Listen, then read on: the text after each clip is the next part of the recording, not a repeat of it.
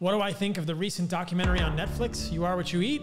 Here are my thoughts. For starters, directed by a vegan, the main research scientist is a vegan and runs the Stanford Plant-Based Initiative, which is funded by Beyond Meat, a plant-based meat company. To suggest that this is a sort of vegan propaganda piece is likely. So what did the study actually find? In this study, they took 22 sets of twins. In each twin pair, one twin was given a vegan diet and the other twin was given an omnivore diet. The researchers are very proud of the fact that the vegan twins lost more weight than the omnivore twins. But if you dig more into what actually happened, you see that the researchers provided the vegan twins with less calories. Well, that will result in more weight loss. And in the examples of DEXA scans shown in the documentary, the vegan twins lost significantly more muscle mass than the omnivores, in many cases resulting in a higher body fat percentage at the end of the study.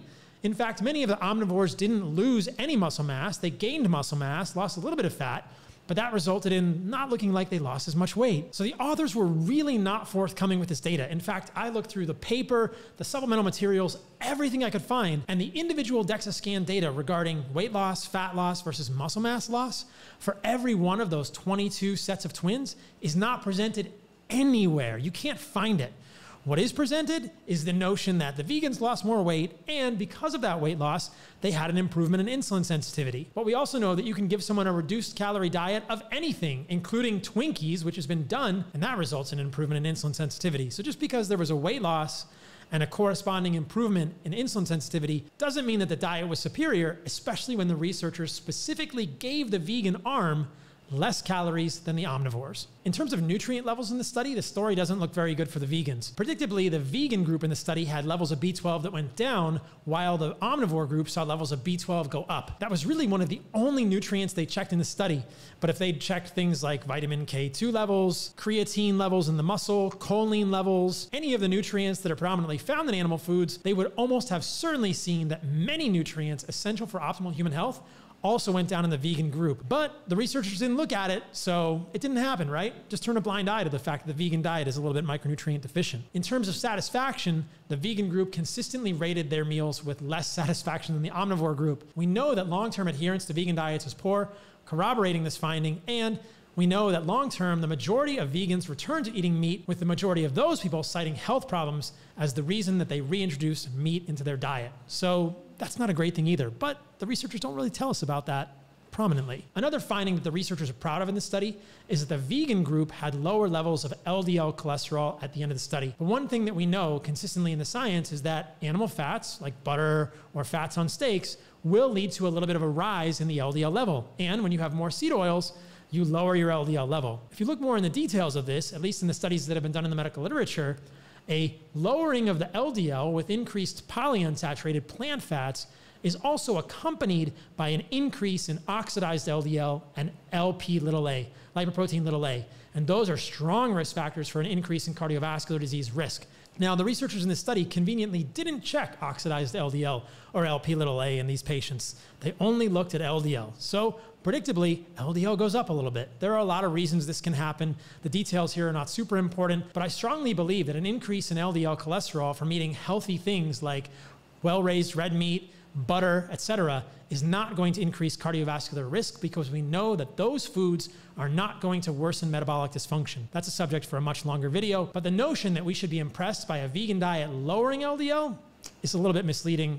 Again, one of the parts in this documentary that was most frustrating to me was when they had a regenerative farmer cooking kale and saying that he was eating less regenerative beef, or that regenerative agriculture of animals like cows was not scalable. This is crazy. First things first, regenerative agriculture of ruminants like cows is clearly carbon negative, meaning that when you raise a cow on grass for its whole life with rotational grazing like they do at White Oak Pastures or other regenerative farms, it has been shown repeatedly through life cycle analysis that this sequesters more carbon into the soil than is actually released in the production of that beef. The same cannot be said for plant-based meats, which are carbon positive, nor can it be said for cell-based meats. There's clear research showing that cell-based meats are very carbon positive and will represent much more greenhouse gas emissions than actual beef in equivalent amounts. I'm not sure how that makes any sense or why people are so excited about cell-based meats, but regardless, let's talk about regenerative agriculture and scalability. There is a large program in the United States called the Conservation Reserve Program.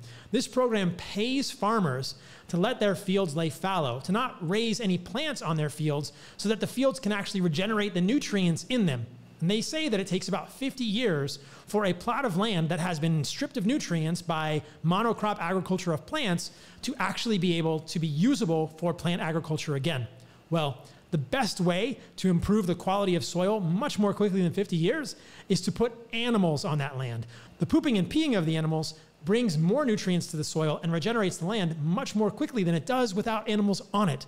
So if you want to have healthy land to grow plants, you can do that by placing animals on the land and letting them eat the grass, live like they always have for millions of years as ruminants in the United States or around the world. That is the way to protect our soils and to protect our lands. Now, the scalability of that is only based on consumer demand. And propaganda, misleading documentaries like this don't do any good to helping people understand the power of regenerative agriculture. So this kind of stuff really bothers me, guys.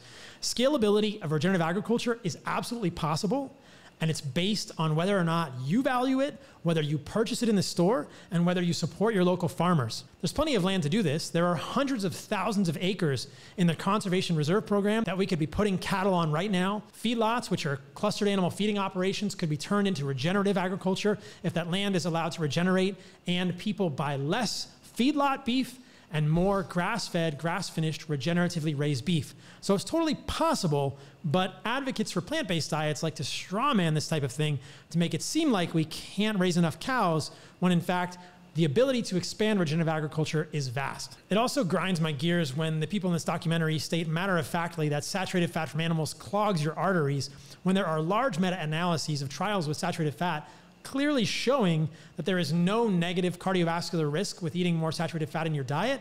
And there are multiple studies looking at saturated fats in dairy, associating that saturated fat with lower levels of liver fat and improved cardiovascular outcomes time and time again. I don't even know how anyone could say that saturated fat from animals clogs your arteries in this day and age. There's so much research to suggest that is not the case that this just makes me a little crazy, and it's just clear propaganda at this point. If you're interested in the greenhouse gas emissions related to cattle, it's important to consider the EPA data from 2016 and 2021 with regard to ruminant agriculture. The 2021 analysis by the EPA suggested about 10% of greenhouse gases in the United States were related to the agriculture industry, and about half of that comes from animals, and about half of that comes from cows. So something around 2.5% of greenhouse gas emissions in the United States come from cattle, and 2.5% of greenhouse gas emissions come from chickens, pork, turkey, other things, and around 5% of greenhouse gas emissions come from plant agriculture, because when you're tilling the soil to do monocrop agriculture, that releases carbon dioxide into the air and the atmosphere as well. So the vegan perspective that argues we should eliminate all cattle or significantly reduce the amount of beef on the planet to lower greenhouse gases doesn't make sense to me, because I'm not sure what you would replace that beef with if agriculture from plants contributes even more greenhouse gases than cattle do based on the 2021 EPA analysis of greenhouse gases in the United States. Riddle me that, vegans. I don't know. I'm waiting to hear about it. Doesn't make sense to me. And many people will argue that plant agriculture goes to feed the cows, but when you actually look at the data, only about 13% of what ruminant animals, cows, eat is consumable by humans. 13%. The majority is silage, feedstuffs that humans can't even eat. So the idea that the majority or a large component of the greenhouse gases related to agriculture are connected with ruminant animals like cows just doesn't hold up to increased scrutiny. It just doesn't work. When you look at the data, it's not there. So I have friends that are vegans, and I really have respect for the vegan ideology. Do less harm, don't harm things. Let's think about the planet and the sustainability of the systems that we're eating in, and let's eat for health. But I think that the execution here doesn't make a lot of sense. We know that animal foods, meat and organs specifically, or dairy, are more nutrient dense, have unique nutrients that plant foods don't have, and can be raised in a way that is carbon negative and very ethical. If we're worried about the loss of life, it's pretty clear that monocrop agriculture results in the death of far more lives than animal agriculture does. The idea of ethical veganism saving lives is based on a house of cards formulated around a false hierarchy of value of life. Is the value of life of a snake more or less valuable than a cow? Think about the thousands or tens of thousands of mice, snakes, rabbits, voles, insects, birds that are displaced when you level a field and you till it, releasing carbon dioxide into the atmosphere and then disrupting or killing all of the animals that were living on that piece of land. That is a slaughter of animals on a much greater scale than any sort of animal agriculture done on that land would be, especially if it is done in a responsible, regenerative way with grass feeding and grass finishing. In summary, I appreciate vegans, I appreciate where they're thinking, but this documentary to me is little more than vegan propaganda. The actual study published is very misleading